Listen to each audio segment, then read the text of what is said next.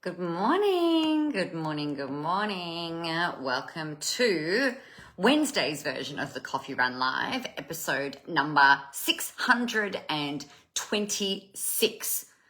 Ridiculous. So to make sure that this is actually working before I start doing all the things. Yes, we're there. Okay, perfect, beautiful. As you are coming on, please say hello. Let me know that you can hear me, and that would be really great. So today's Coffee Run Live is a two-pronged, I suppose, subject matter, two-pronged topic discussion today.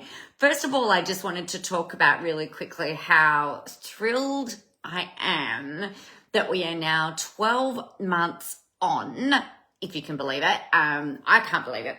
12 months on since having my explant. So an explant is where somebody has breast implants and then they have them taken out. So explant obviously means removal. So there was a couple of things that I wanted to just touch on about that, because I've had quite a few messages from people asking different questions and things like that. Hey, Chrissy, good morning. Some of the questions are around, like, how did I know?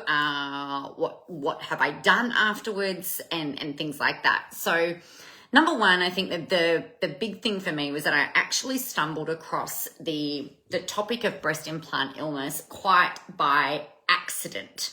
I was not, I've been warned about it by the surgeon that this could be a possible side effect, that very, very few people have it. There was no statistical number.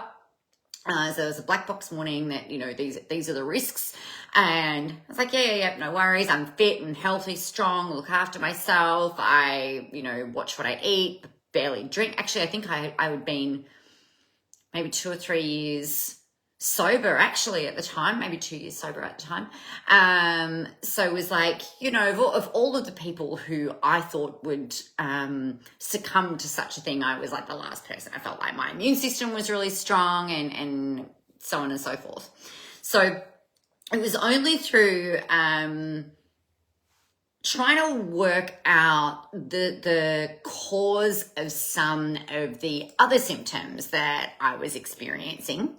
And some of those symptoms were like actually really chronic hand pain, like all of my joints. Think like rheumatoid arthritis levels of pain and continuity. I was on pain management daily actually for that, with a mix of things that are not great, but like Panadine Forte, so codeine-based paracetamol stuff, as well as Celebrex, which is an anti-inflammatory, a prescription anti-inflammatory.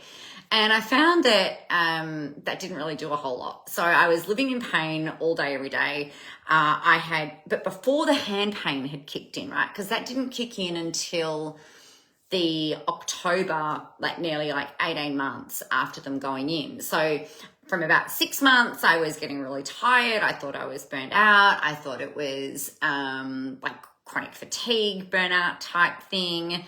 I'd been to the doctors about it and they suggested that it was maybe perimenopause. They said it could be hormone related. There was all of these other things that we just that weren't showing up in tests as a confirmation type thing. So there was obviously something else going on. And so in October of 2022, I just happened to be stumbling across something and breast implant illness came into my awareness, and bang, I'm like, oh my gosh, I'd started to list all of the symptoms that I was experiencing, as well as having pain in my breasts, which I'd had ultrasounded. They'd said that it was cysts, which seeing the ultrasound and seeing the cluster of cysts that were in my boobs was just actually incredibly confronting and scary and horrible. And I mean, they're not sinister. It's not a cancer, but it was causing a significant amount of pain. It didn't show that there were any ruptures, so that was good at the implants. But it was through those types of things, I'm like, I can't live like this. So I made the decision. I found a surgeon, an excellent surgeon in Adelaide, and I was just like, right, I got to get these babies out. So I had the initial consult in December, and I had them out 12 months ago today. And I feel like I am maybe like 95%, some days like 99% back to where I was in 2019 when, like in terms of like energy and work wise, because like through 2020 it was obviously like COVID years and that the start of COVID, and that was just an interesting energetic year, shall we say. So that was the boob journey of getting them out. But then the last 12 months of recovery has been interesting to say the least. So a few things, like the surgery was 4.5 hours. They did do some fat grafting, which I wouldn't actually do that again. If you have implants and you're considering fat grafting as a bit of a solution, I actually wouldn't do it. If I had my time again, for a range of different reasons. If you want to know those, message me and I'm very happy to share my thoughts on that. But the recovery has been really, it's been a lot longer than I anticipated, but I feel a lot better also than I kind of anticipated, or that I could have hoped, to be honest. So that's it's been a really interesting kind of journey. I've done lots of detoxing, still barely drink alcohol, focusing really very much for I think the first 6 months were still very much couch potatoing. I was a professional couch potatoer, recoverer. I was absolutely professional at Sudoku on my phone and Candy Crush, which sounds ridiculous, but that's just, what I needed to do. I did have about a 3-week spell in the middle of all of that where I felt $1 million. And it was like, I was funny again because I'd lost my sense of humor. I was like, the biscuit making didn't happen until like late last year. But yeah, the biscuit making happened as well. But that didn't happen until I started to actually feel better, or a bit more better. But I had like this 3-week window in about July last year where, like I was saying, like my energy was back. I was full of humor. I remember sitting at the counter in my kitchen, just like typing like my life depended on it. And I had all of this stuff going on. I was doing all of the things for roller derby, and I'm like, right, I can get back to work. Finally, I'm like 8 weeks out, yes, this is awesome. And my family was just like, oh my God, she's back. This is nuts, because I was like even more like, let's do the things, because I'd been, comatose for so long. So it was really fun to feel like that, but then I crashed down. So one of the things that I've learned about this particular recovery, which is probably similar to a lot of different recoveries where your body has been invaded by poisonous chemicals for whatever reason that might be. But the recovery has definitely been like up and down, like that kind of a, almost like a roller coaster, I suppose, like been really awesome. And then actually, no, we're not quite there yet. So they had to keep resting, and then, up and down. But the overall trajectory has been up, which has been really great. So happy 1-year anniversary to me of having nearly no boobs. Really excited about that. Really funny. I never thought in 1,000 million bazillion years that I would be happy about having nearly no boobs. So there you go. That's that. So I just wanted to celebrate that with you today and share that with you, because I think there is not enough talk about breast implant illness. I think there is not enough talk about open and honest recovery time periods around lots of these things. And if I can help one person normalize their recovery, or point out that the doctors don't always know the answers, and just because something doesn't show up in a test doesn't mean that doesn't mean that there is nothing wrong, right? So keep being the best advocate for yourself that you can possibly be, and really advocate for your health, because obviously without that, we've got nothing. So there you go. That is my little monologue about my breast implant debacle, we're going to call that, or journey, or odyssey, learning adventure.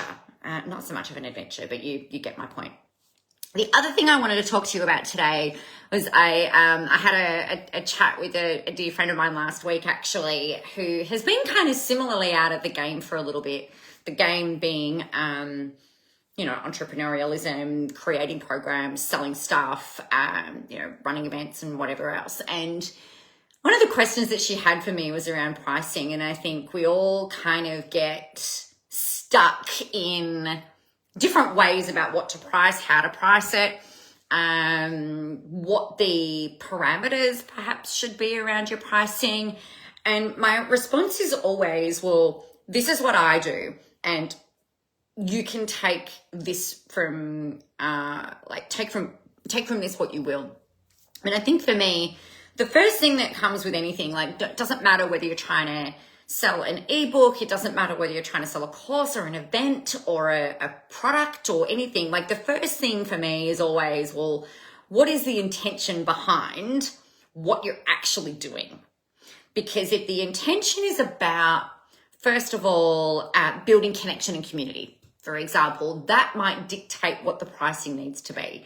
If you're putting on an event, so in my case, the hot seat that's coming up, it was an unintended talk about that, but the hot seat that's coming up in May, I'm like, all right, what's the intention for that? And the intention is just to get people back in the room and doing some stuff and, reconnecting. So that has a particular price point. Then you've got Visible Live. When I did the national tour the last time I could travel freely around the country working was 2019, the end of 2019.